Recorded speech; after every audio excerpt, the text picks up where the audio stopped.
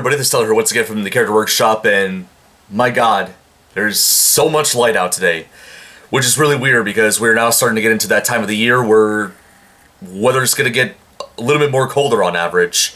Not going to be as cold as winter, thankfully, but like, you know, kind of like in the middle, like, you know, not as hot as summer, not as cold as winter. Anyways, so, welcome to Season 8 of A Cave from England. Yep. Not much else to say. We got several more stuffs coming up for the show. Did I say several more stuffs? What am I talking about? Anyways, hope you look forward to this new season of A Cave from England. And of course, obviously, at the very end of the season, I'm going to be having the 100th episode of A Cave from England.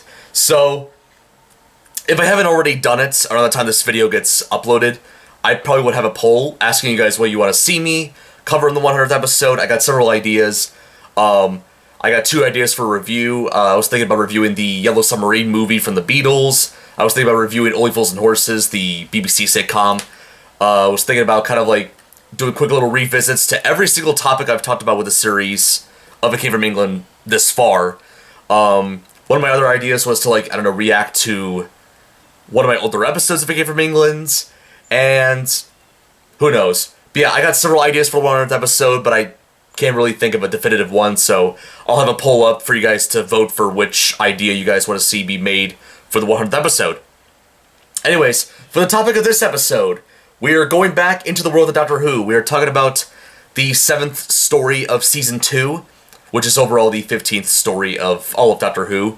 This one being the Space Museum. So, the story of the Space Museum involves the TARDIS arriving near a vast space museum on the planet of Zeros. But when they were on there, it jumped a time track. And while they're basically exploring around the museum, the Doctor, Ian, Barbara, and Vicky basically have a series of bizarre experiences when they're in there, including the fact that they weren't seen by any of the people that were in the museum. They also aren't able to, like, actually touch the exhibits. Basically, if they put their hands on something, it actually just goes through the exhibits, so there's that. And the museum itself contains, you know, a variety of different, like, specimens and stuff from, like, all across the galaxy, including basically a Dalek shell. Yeah, so after several stories, the Daleks, well, sort of make a cameo in the form of, like, a shell being on display in the museum. And really one of the funniest things about the fact that they find that Dalek shell, because there's, like, a little moment where they look at it and talk about it, and, you know, obviously since Vicky is, like, the newest member of the TARDIS, you know, they ask Vicky what she knows about the Daleks, you know, and she explains, and she was like, oh, I always thought they were very friendly people. And Barbara kind of laughed, and she was like, friendly? And then Ian replies, saying to Vicky, oh, you probably won't think that if we ever meet them again, which will probably not be happening. Which, may or may not be a foreshadow to something in the future, but I'll get into that later on. So, basically, they discovered that around the museum that eventually they found the TARDIS as well as themselves in glass cases in the museum. And actually, a few moments later, the time track gets back to normal, the exhibits disappear, and now, basically, the Doctor and his companions can now be seen by the people inside the museum. Now, the museum itself is run by basically a group of humanoid aliens called the Morlocks, and their leader, Lobos, is basically the museum administrator as well as the colony governor of the Morlocks. And, basically, they eventually find the TARDIS, and they start tracking down, basically, the Doctor and his companions, who have all kind of separated and, you know, kind of went their own ways, trying to escape. And the Doctor, of course, was the first to be found, but, you know, he evades, basically, the governor's, tactics on, like, trying to ask questions out of him. Meanwhile, Vicky, on the other hand, has made contact with another group of aliens who are basically the habitants of Zeros, the Zerons. And basically here's, Vicky finds out that the Zerons were, basically enslaved by the Morlocks, and, you know, Vicky kind of helps them out with their plan of a revolution, which, by the way, very similar to the Morlocks, the Zerons are also, like, humanoid aliens, basically. So they attack the armory of the Morlocks, and then Vicky kind of outwits a controlling computer, basically, to make their way into the armory to get the weapons to begin with. And with these weapons, the Zerons are now able to fully begin their revolution, which then starts to take hold. Ian, meanwhile, was trying to escape the Morlocks and eventually was able to steal one of their weapons and basically, like, kind of take control of one of the Morlock guards for a little bit, and was able to convince both the guard and the governor to be able to free the doctor, who was, you know, like I mentioned earlier, recovered by the Morlocks, and they were planning on basically making him into an exhibit. And basically afterwards, Ian and the doctor were quickly, however, recaptured by the guards once more of them show up and basically outnumbered Ian and the doctor. And then while Barbara and Vicky, you know, were there with the Zerons, basically they knocked one of them out and killed the other. The one that was basically helping out Barbara, who were both inside the museum at the time. And basically afterwards, Barbara and Vicky ended up getting captured, and all four of them, Barbara, Vicky, Ian, and the doctor, are all just stuck inside their, basically their capture area. Prison, I guess you could say. But, however, while that's going on, the Zerons finally able to start the revolution and basically take out pretty much every guard they're able to see now with the new weapons they have. And as soon as Lobos, the governor, finds out about this revolution, and, you know, he speculated that, like, you know, obviously everything that's happening was thanks to the Doctor and his companions, he decides to order them to be killed. Before he could do that, on the other hand, the Zerons, basically came in and basically killed Lobos and, you know, pretty much all the Morlock captors at this point. So now that the museum is no longer being controlled by the Morlocks, everything's back to normal. The Zerons now are free. And basically, through the process, you know, at the very end of the story, they destroy the museum and get rid of all the artifacts, except for the ones that, like, are from their planet.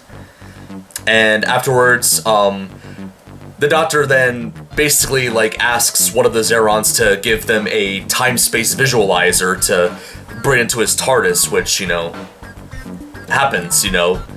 And the Doctor, Ian, Barbara, and Vicky then go back into the TARDIS and go back to whatever adventure they're doing. On the other hand, however, before the credits roll in, we do see a glimpse at the planet of Skaro. Yes, Skaro.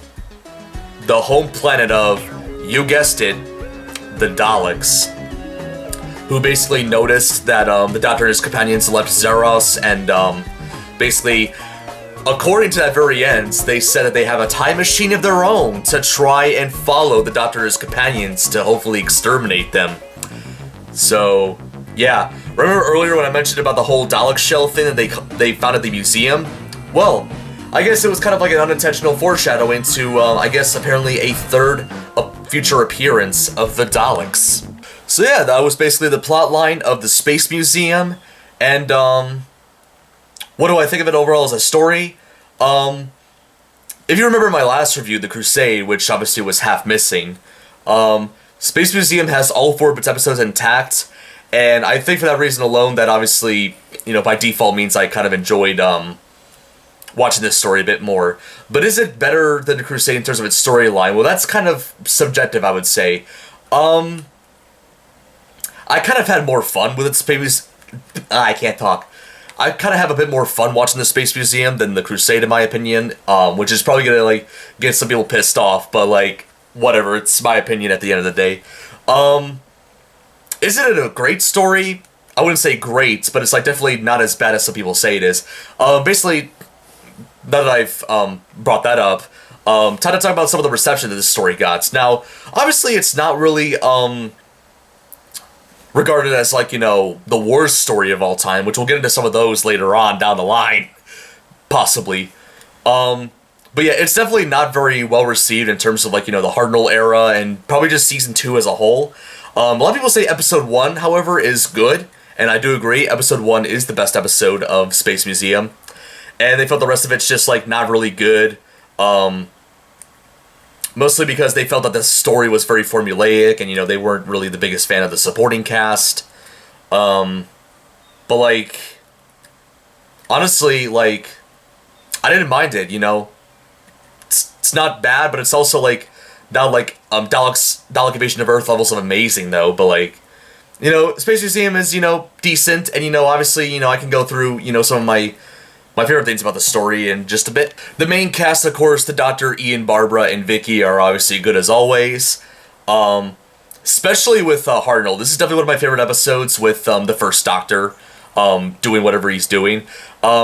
Especially the one scene in part 2 where he, for a brief period of time, gets captured by the Zerons, not realizing that they're like the good guys. He eventually like escapes from them and hides. And apparently there's a scene where like he actually is inside the Dalek shell they encountered earlier and like is imitating the Daleks, you know, imitating their voice, and like kind of pops out afterwards with a smile on his face and chuckling a little. That's nice, and it definitely kind of shows that like even with like this more like grumpier older Doctor, like he has his, you know, childish tendencies every now and then, and you know, it's kind of really refreshing to see.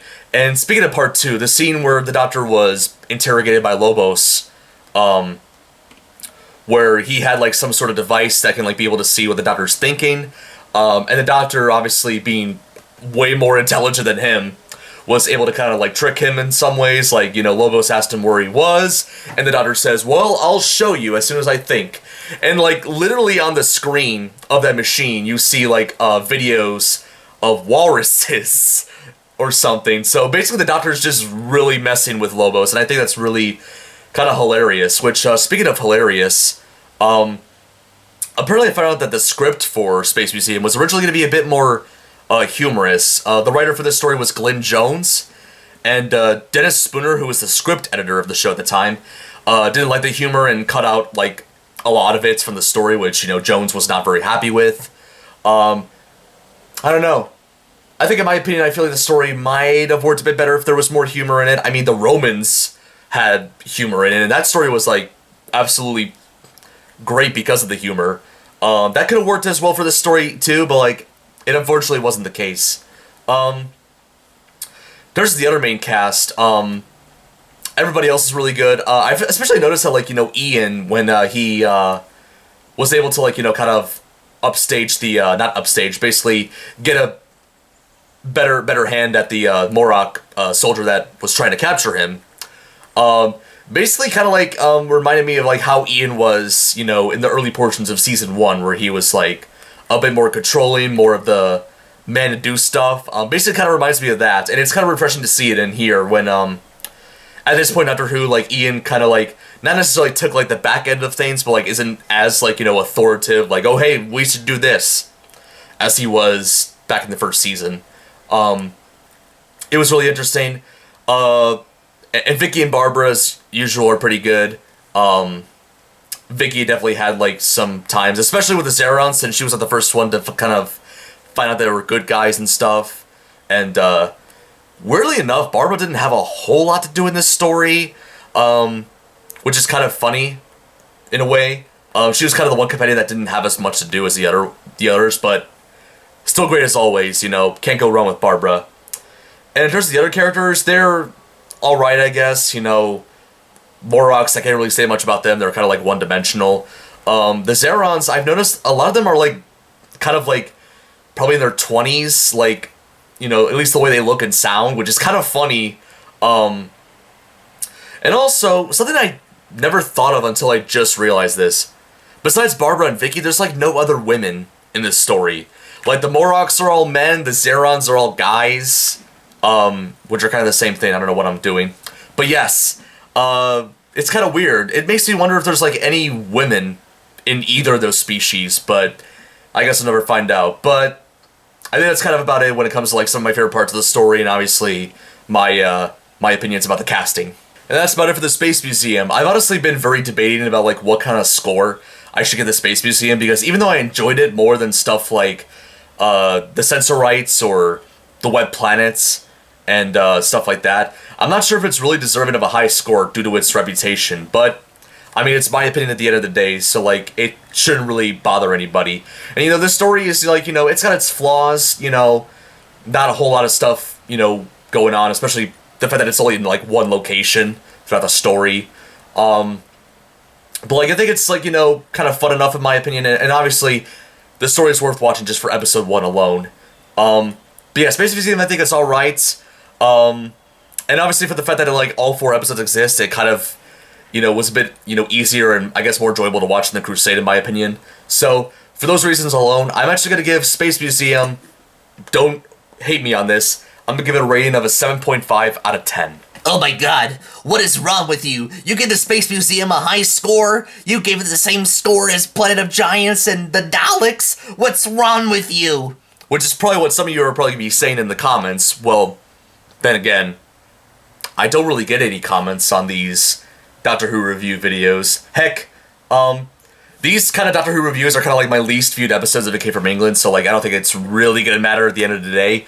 But, bitching about viewership of my videos out of the way. Hope you guys enjoyed this video. If you did, feel free to give it a like and subscribe to the channel if you want to see more episodes of It Came From England, or just mediocre plush content in general. And be sure to turn on a notification bell so you get notified each time I upload a new episode of It Came From England or any of my other shows. Leave a comment down below, let me know what you think. That's about it. This is Tyler from Character Workshop, signing out. Next episode, we're going to be taking a break from Doctor Who. Woo! Finally, some of you are probably going to be saying.